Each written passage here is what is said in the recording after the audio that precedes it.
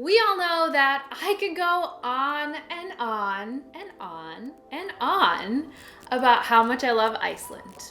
I think that's pretty obvious by now. But let's be honest, it's not all sunshine and rainbows. Today I'm here to talk about the worst things about living in Iceland.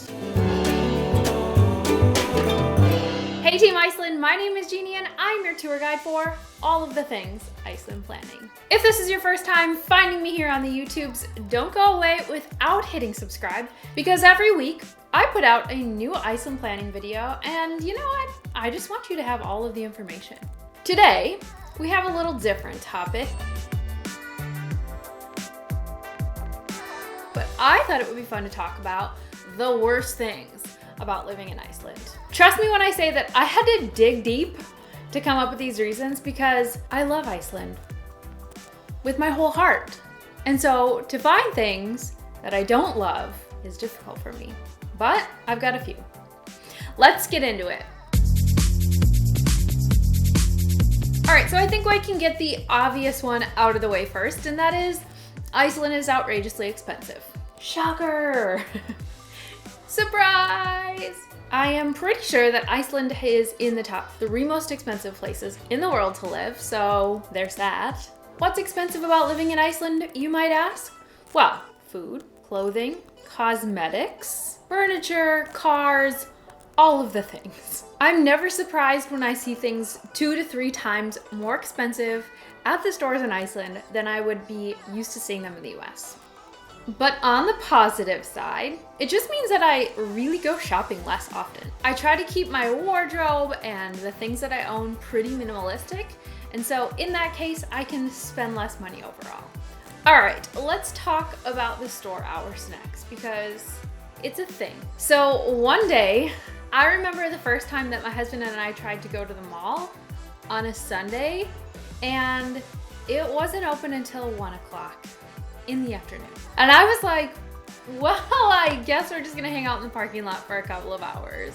I know some of the grocery stores close early, including the Bonus by where I live closes at 6 p.m. Just keep in mind that living in the US, I'm used to a lot of things being open 24 hours. Anyway, you just get used to it, right? So the positive side of this is that you shop when the stores are open and you know that when they're closed, they're closed. Plus, it's given me a whole new appreciation for the whole work-life balance thing, which I think is a really good thing. Okay, so food availability. This is something that's a little bit difficult for me because my husband and I really like to prioritize healthy foods. So coming across things like fresh vegetables, healthy quality meats, and things like that are a little bit harder to come by. Okay, let's pause and remember that Iceland is an island in the middle of the northern Atlantic Ocean, so I know it's expensive to get things shipped up and everything like that. And I will say that Iceland does a really good job of greenhouse growing and trying to produce their own things that way. However, when you're trying to get me to pay $10 for a package of strawberries, I'm like, oh hell no. And don't even get me started about the cheese selection in Iceland because, hello, I'm a Wisconsin girl and cheese is a very important part of my diet.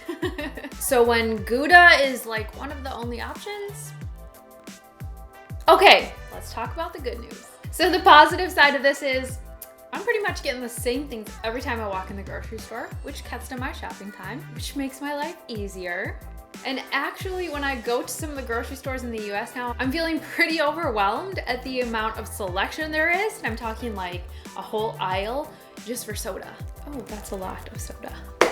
Okay, next, another one that's not gonna come as any surprise, and that is the weather in Iceland. Okay. I mean, it's Iceland. What are you going to expect, right? Okay, we all know it's gonna be pretty cold, but actually, I'm a winter baby, so the snow doesn't bother me, the darkness doesn't even bother me, the temperatures don't bother me. What bothers me is the wind. The wind is so crazy that honestly, there have been nights where I can't sleep because the wind is so loud. It sounds like it's going to blow out our windows or like the building is gonna fall over. And the wind when you're trying to go exploring is kind of a bummer sometimes. So especially when you're getting that combined with rain, it can make exploring just a little bit challenging.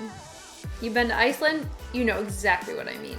The other part of the weather in Iceland that I miss a lot growing up in the Midwest is having distinct different seasons.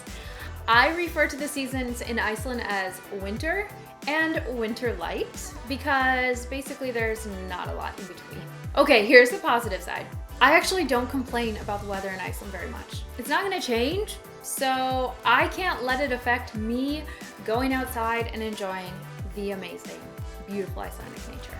So what I've done instead is I've invested in a lot of high quality gear that just makes it really easy to enjoy Iceland amongst the elements. The next thing I want to complain about, just kidding, talk about, is the road maintenance or the lack of road maintenance in Iceland. Okay, let's get this straight. It's an island, it's Iceland, and you get a lot of snow and rain and wind and ice and all of that stuff. So, wouldn't you have tons and tons of people and vehicles and maintenance things that could help clear the roads when these humongous storms hit? That is not always the case. So there have been a lot of times where maybe we wanted to go exploring in South Iceland or even around Reykjavik, but if there is a gigantic snowstorm the night before or the morning of, then that snow will not be attended to in a fast manner. Okay, I know, I'm a little spoiled. I grew up in the US where there's like plow trucks and people that are willing to go out at 1 a.m. in order to make all of the roads clear. But growing up with that compared to the road maintenance in Iceland is just a little bit different. So I have to say for travelers, you always have to have a plan B because honestly, there are only 330,000 people in Iceland, right? So there's simply just not enough people to get around to all of the roads in Iceland. This is what I've come to terms with. Oh, another very important part of this is the sidewalk situation. So I talk a lot in my winter packing video about how crampons are the most important winter gear that you can bring because the ice on the sidewalks are so slippery and I've almost just completely fallen on my face several times. So I've A, learned how to walk a lot more carefully, but B, I actually have those little yak track slip-ons that I put on the bottom of my shoes just in case, because I'm not trying to break any bones in the winter. Okay, last but not least of the worst things of living in Iceland is tourists. Yep, I said it. But Jeannie, don't you try and talk to tourists come to Iceland every day? Yes, I do. And yes, I love you very, very much. But hear me out here, people. I know tourism really, really helps the economy in Iceland. I know that Iceland is the most beautiful place on earth, so hello, why would you not want to travel to Iceland? But tourism in Iceland has exploded, like an insane amount. Like in over 2 million tourists visit Iceland per year now. And that is a lot. But I remember my first trip to Iceland. On this trip, honestly, when we went to Seljalandsfoss waterfall, there were like 3 other cars in the parking lot. It was so calm, it was so peaceful. And now, if I ever go to Seljalandsfoss, there's another parking lot. You have to pay for parking.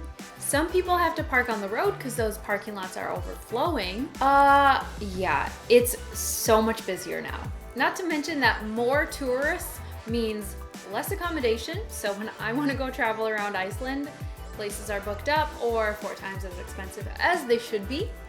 Also, restaurants are super busy, prices are higher, I mean everything, right? So yeah, visit Iceland, see all of the things, but just remember the impact that it does have on the locals. So I just want everyone to be really, really respectful of your time in Iceland, including taking care of the nature, making sure that you're respecting everyone's property, picking up after yourself, not leaving garbage around, and being responsible during your time in Iceland.